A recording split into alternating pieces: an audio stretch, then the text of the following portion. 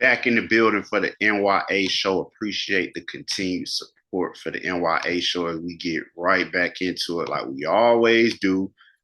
How a mother is balancing life in the pursuit of dreams. An interview with actress Breyonna M. Thomas by Ajay Tambe on Spotify. Link will be below, as well as literally it's no pressure episode 154, hour and 30 minute interview where my wife dives into her career and her life. That will also be below. Link will be below, so y'all be sure to do that. And like I said, the reunion with this past Sunday, and it was a great time, great turnout. It was a little looking a little shaky at first, but as time went on, man, we truly had a time. I must say that. I must say that. And I know the title is already looking crazy. So let me go ahead and get through this one. This is a story published on the 25th of this month by Shannon Thaler. Ritzcarlton guest sues hotel after staffer served her semen contaminated water, says a lawsuit. Now, a woman stayed at the Ritz-Carlton outside of San Francisco to celebrate her birthday, claims she was sexually assaulted and exploited after a staffer at the luxury hotel ejaculated his semen into a Ritz-Carlton labeled water bottle and served it to her, according to the lawsuit filed in federal court. Now y'all probably like, how did she get a bottle and not know that it was already open? There are the times where the bottle, you can take like the top off of it. Woo, you can take like the top off of it and then not the break seal part, but take the whole off of it. That's probably what they did. The married mother of three, so the sons and daughters might hop on that.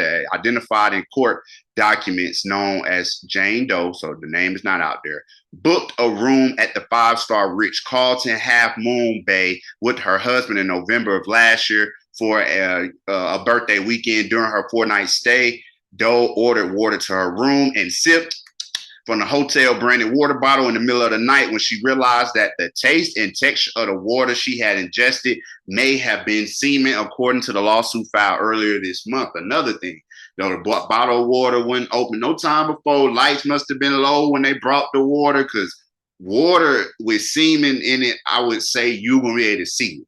Doe was mortified, terrified, and embarrassed and humiliated, but shared her suspicion with her husband. That boy, we had to go ride on. According to the court documents, who then contacted the hotel, where rooms start at more than $800 a night. So these wasn't little pimping; these was big pimping who got disrespected like that. The Ritz-Carlton sent the water bottle to a laboratory for analysis, and the testing did in fact confirmed that the water contained semen, y'all. According to the court documents filed in federal court earlier this month, this is what the bottles look like. Like I said, they could have popped the whole top off, did that nasty junk, and then took it up there to the room. You just get, thank you. Going back to your birthday celebration, not paying attention in the middle of the night. Y'all been hitting them blunts, throat get dry, and then all of a sudden now you're drinking semen. Before being defiled by a criminal deviant, Doe claimed in the filing that she and her husband of 25 years stayed at the Marriott Brandon hotels at least 600 times. These big money people, not little times. I can't even imagine how to stay at a hotel that many times. So these people are not little people, and I guarantee it's going to be this lawsuit is going to come out with somebody gets some bread. The suit claims that Doe, a homemaker who lives with her husband in Washington State, was traumatized by the experience and went to seek therapy because, of course, in the court, they would try to play it like, well, did you get any counseling for what you experienced? Side to side.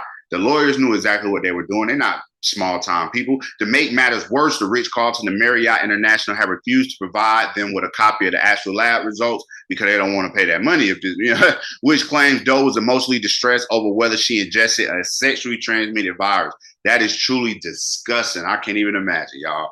Meanwhile, the law enforcement investigation over who contaminated the water bottle has been stalled because, like they said, the Ritz-Carlton is refusing to give over their findings and the results. They said that is hindering authorities from cross-examining the DNA in the water against sex offender registries. Whoa, that's going to be a double whammy. The Ritz-Carlton and the Marriott have also refused to disclose the identities of the hotel employees so that their background and criminal histories can be scrutinized, the suit alleges. Well, if you do that, then the people who are bringing the suit should probably also have to show their self and show who they are if the other people got to do so. But I will hope that this person has been fired, but they don't. It's not a lot of press on this story, so they don't really have to do nothing if it's not going to get a lot of bad press for them. And so far, this story ain't picked up no dust. The compliant requests damages for sexual battery and negligence and demands a jury trial to settle the case, because who better than, instead of just one judge making the decision, a jury of your peers to hear and think for themselves what it would feel like to wake up in the middle of the night after a long night of and I drink some semen. In the meantime, Ritzcarlton has offered them some reward points. That's a real F you to the face, which they said that they would not be used anytime soon. Why would I want to go stay at another one of your properties if I already done drunk semen at another one?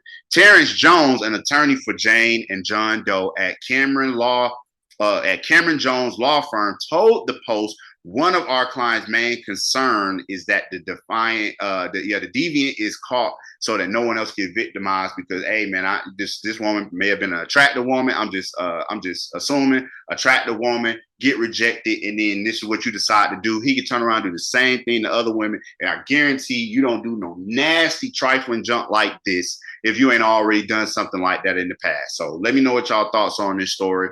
What would you have done? I know what a lot of y'all would have done, but please detail below what it went down and what do you think, of this whole story. If you would have woke up in the middle of the night after a birthday night full of fun, and now your mouth is full of goo. It's the N.y.a show. I appreciate y'all as always. See you next time.